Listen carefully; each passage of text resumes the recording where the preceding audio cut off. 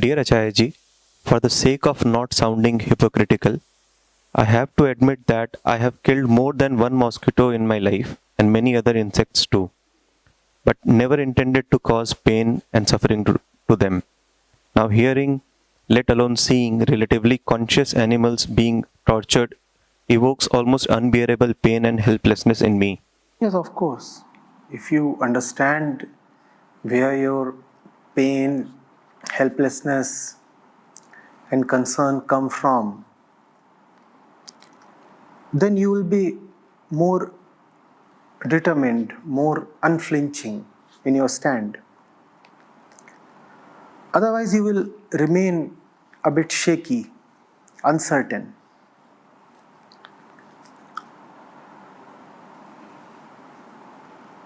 When it comes to killing mosquito, you must remember the fundamentals.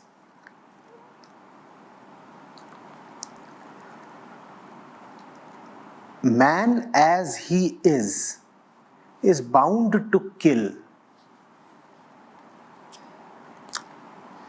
Killing is necessarily associated with the human form.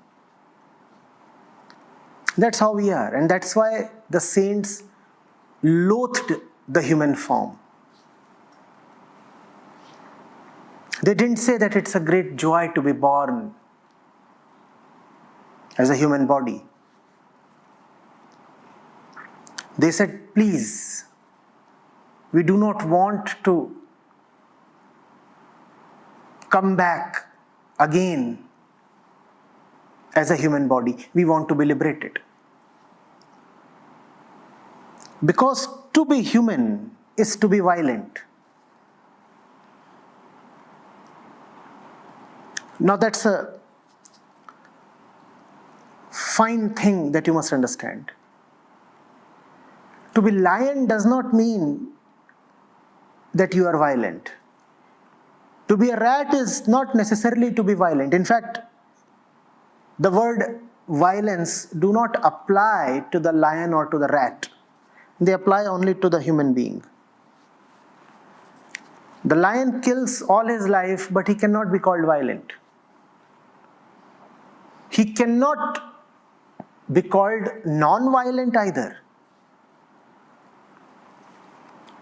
He is just doing what his physical conditioning compels him to do. He has no option.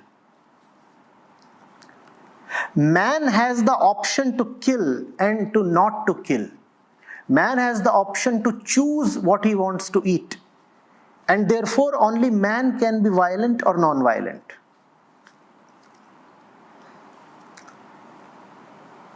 The most fearsome carnivore is not violent at all.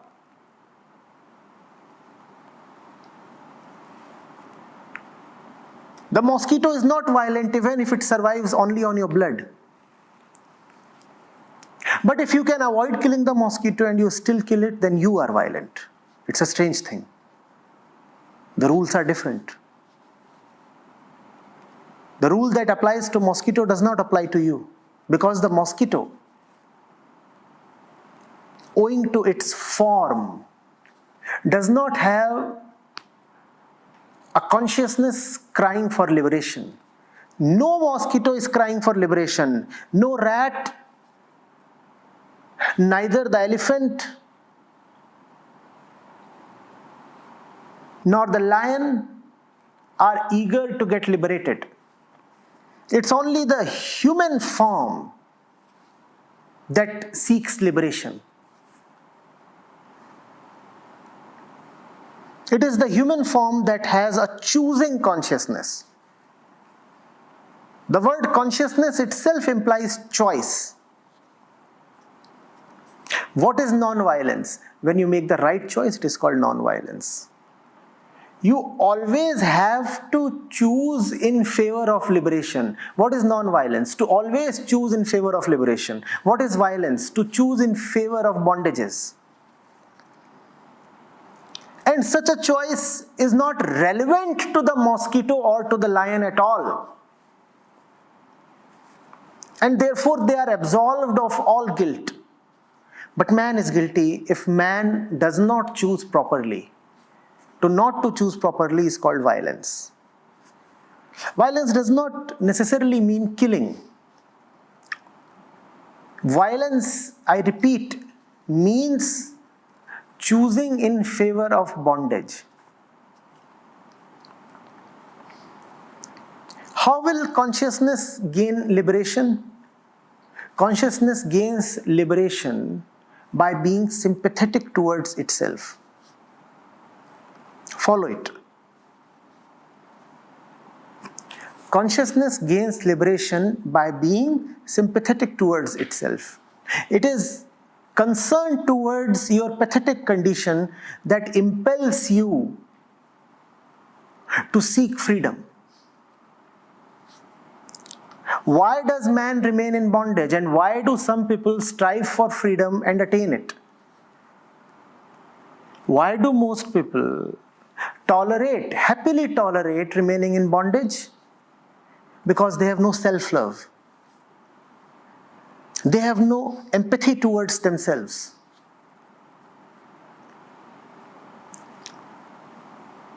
So, to gain liberation, what you require is a consciousness that empathizes with itself.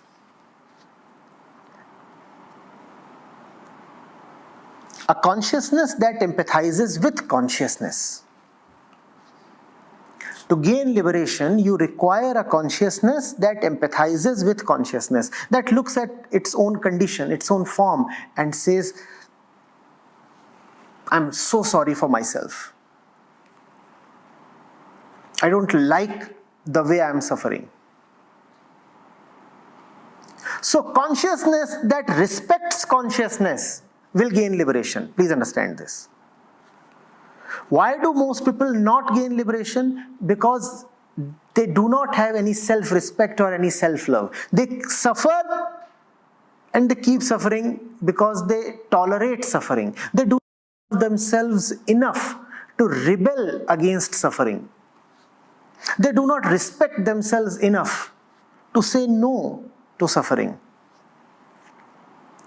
You, therefore, I say, require a consciousness that is in love with consciousness itself.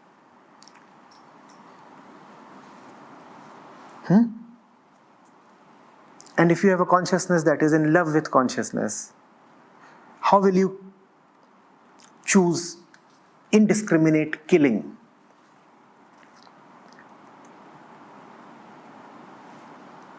When you kill, you do not kill a stone, right? What does the word killing refer to? Consciousness. In some way, the mosquito is like you. If you love yourself, how can you kill the mosquito? It's a strange logic, but this is it. Liberation requires that you do not kill the ones who are like you. Jesus pointed at it when he said, behave with the neighbor as you would behave with yourself. Why? Because the neighbor is like you. Just as the neighbor is like you, the goat or the bird too is like you.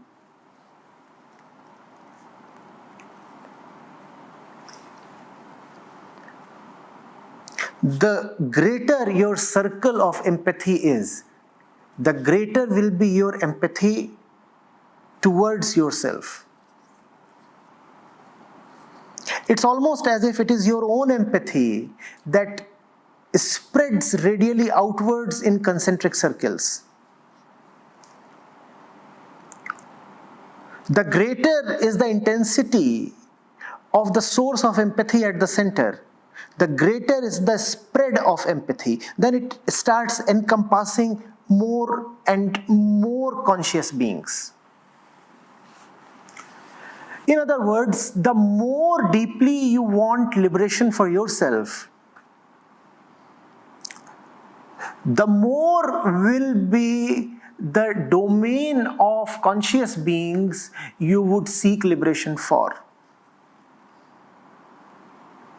Understand it this way. You would have thrown a stone into a pond. You would have thrown a stone into a pond.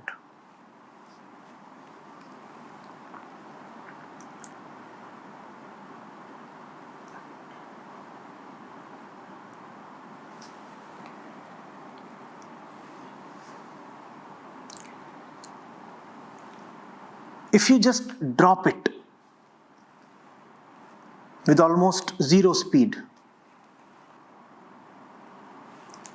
how big will be the ripples? Very small, without any power.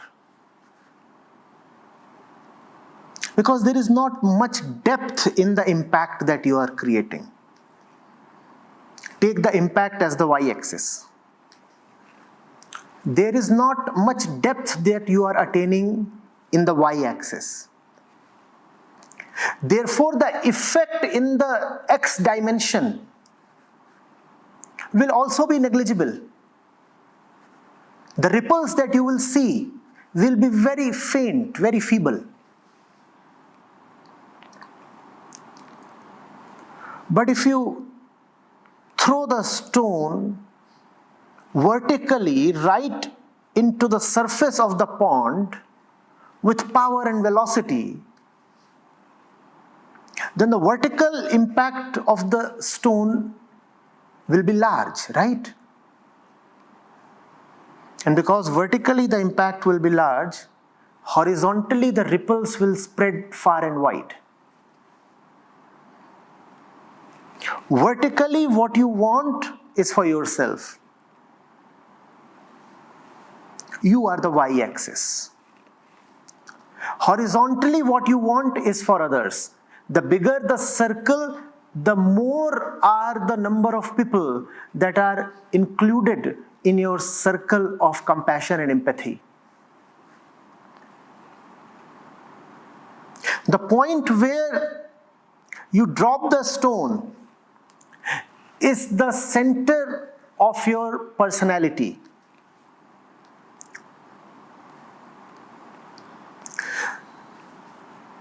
Closest to this center are the ones closest to you. For example, your parents, your spouse, your kids, your friends. A little further away are your neighbors. A little further away are other human beings. A little further away are people of, let's say, other countries, other continents. Even further away are non-humans, other conscious beings.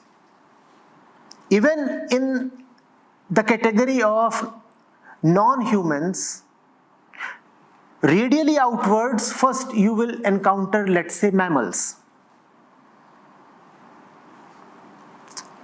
Then you will encounter, let's say, birds. Then you will encounter insects and so on, then bacteria and so on. As you keep moving further away from the center, you are encountering more and more beings that are conscious but not like you. Your circle of empathy will never reach those beings if it does not have depth. But the more you love yourself, the more you are empathetic yourself, the bigger will be your circle. And then you will be empathetic towards conscious beings far and wide.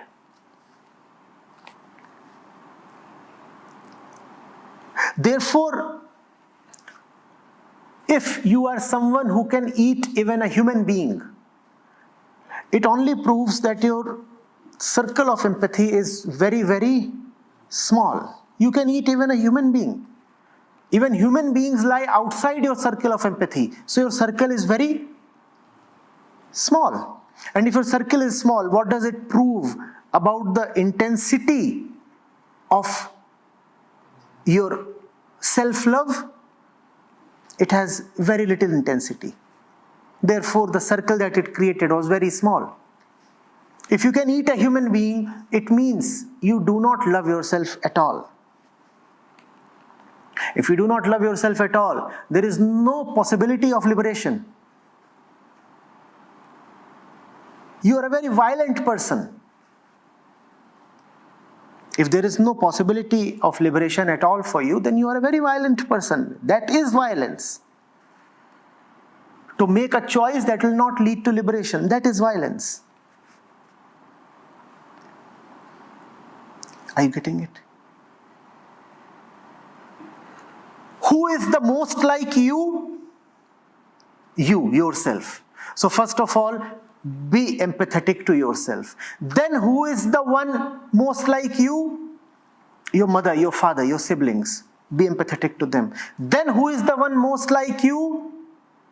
Your neighbors, your extended family. Then who is the one most like you?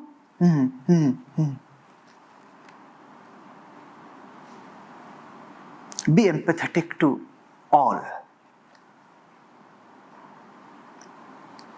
If you are not displaying compassion towards other conscious beings, it will only hurt you.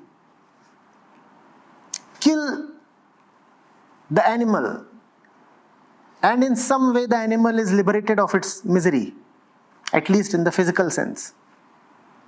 But you, having eaten the animal, will now live to suffer the effects of eating that animal. That is your punishment. You will survive to see tomorrow. That is your punishment. The animal is gone. But you will not be allowed to go. You have just had flesh. The flesh will keep you alive. And you will stay put. There will be a tomorrow for you, and it will be a very dark tomorrow. That will be your punishment.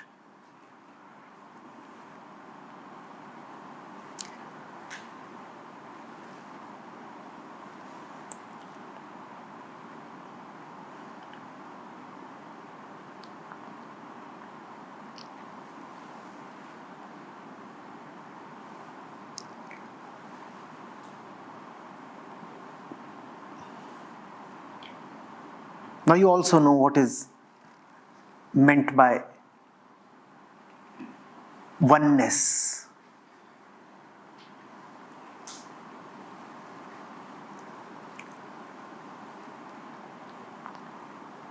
The feeble ego has a very small circle of identification. It identifies only with 4 or 5 people.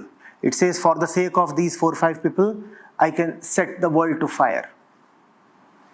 It has a very limited circle of identification. Your circle of identification is also your circle of empathy. It is also your circle of compassion. You care only for those people you feel identified with. And then there is the one whose ego takes a broadening.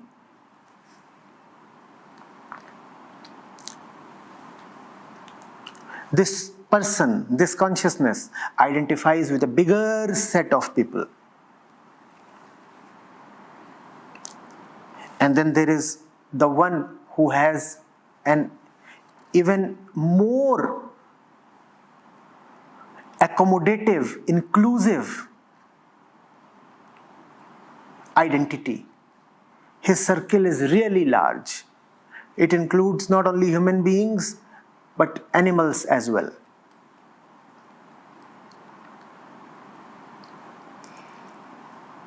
Obviously, the wider your ego identity is, the greater is the possibility of liberation for you.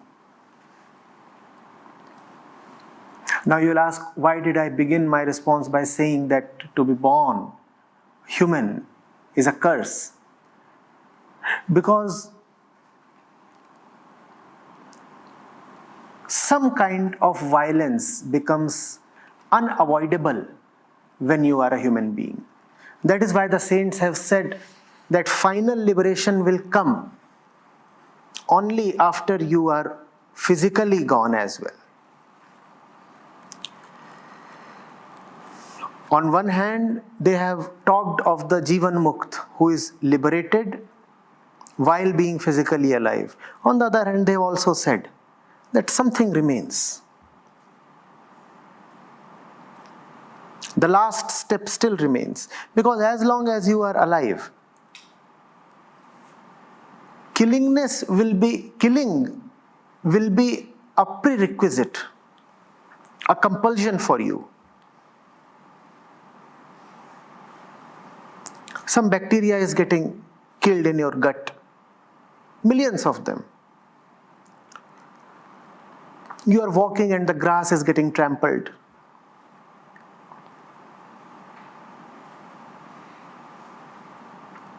You tried to eat some fruit and you found that the plant itself got killed.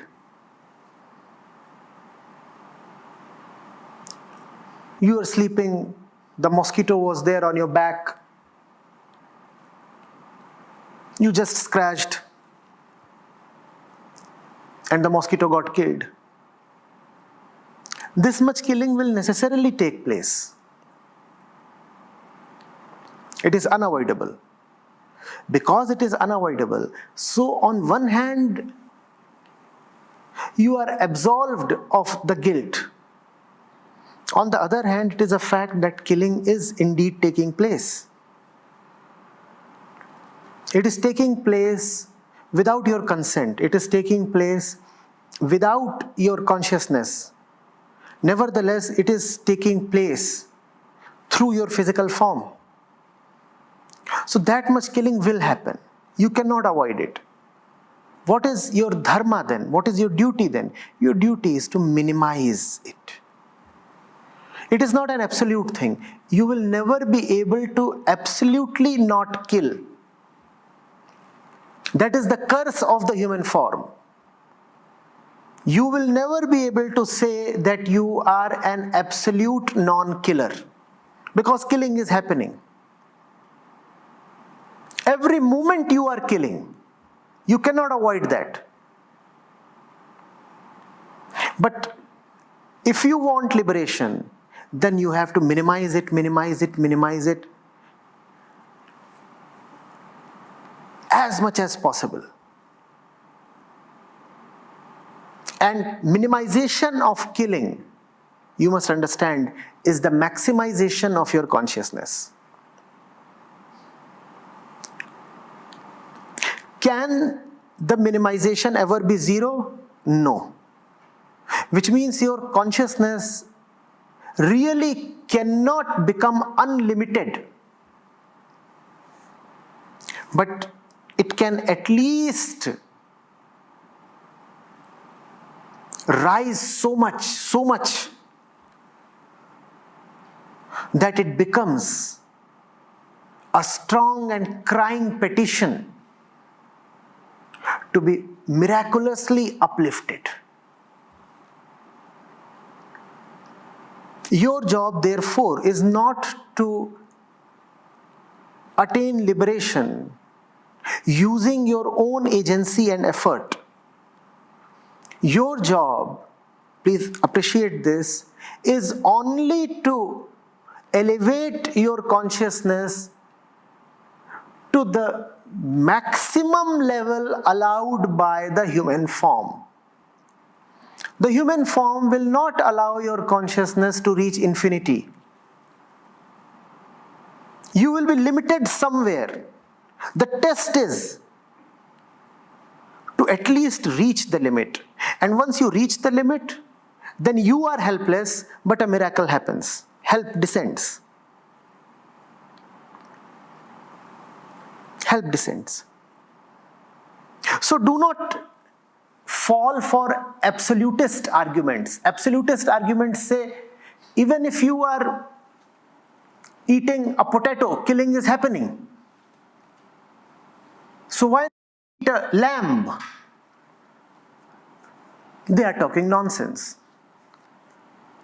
Eating a potato is the compulsion of basic physical survival. Eating a lamb is not. You cannot absolutely stop killing. Your job is to minimize it bring it as close to zero as possible. That is your job. Your job is not to turn it zero. Your job is to bring it as close to zero as possible. Absolute zeroness, that will come to you as a miracle. That is not in your hand. That is grace. How will that happen? We don't want to talk about it. That's beyond us.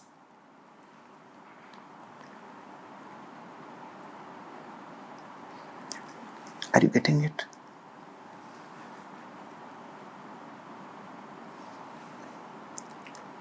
It's a relative thing.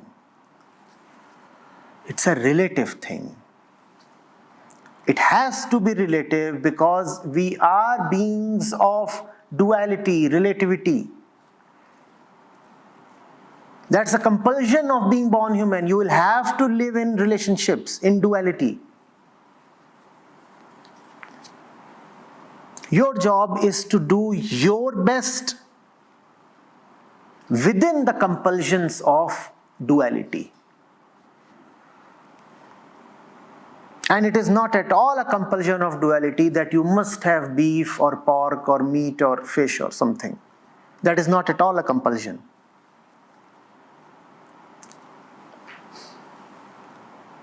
It is pure violence. Avoid it. Avoid it for your own sake.